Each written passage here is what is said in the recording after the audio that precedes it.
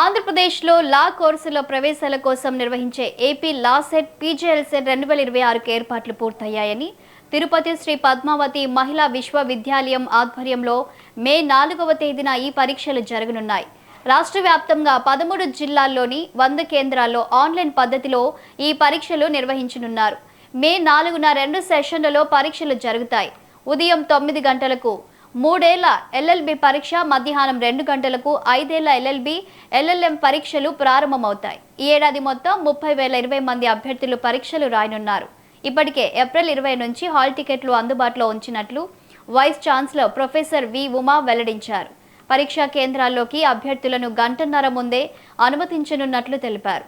పరీక్ష ప్రారంభమైన తర్వాత 1 నిమిషం ఆలస్యమైనా అనుమతించేది లేదని అధికారులు స్పష్టం చేశారు. హాల్ టికెట్తో పాటు ఒరిజినల్ ప్రభుత్వ గుర్తింపు కార్డును తప్పనిసరిగా వెంట తెచ్చుకోవాలన్నారు.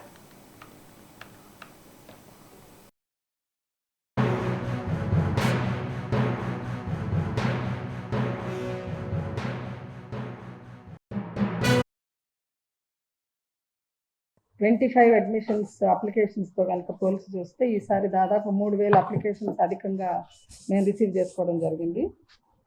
పోయిన సంవత్సరం 27,253 మంది అయితే ఈసారి 30,020 మంది.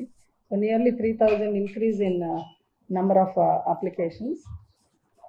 ఈసారి మనము 3 ఇయర్ 5 ఇయర్ లా కనుక చూస్తే అధిక శాతం 3 ఇయర్ లాకి అప్లై చేయడం జరిగింది. 22,285 3 ఇయర్ లా ప్రోగ్రాము, 5 ఇయర్ 5,500. తర్వాత పీజీ లా సెట్ ఎల్ఎల్ఎంకి 2,235. ఇది distribution between 3 year law course, 5 year law course and LLM courses.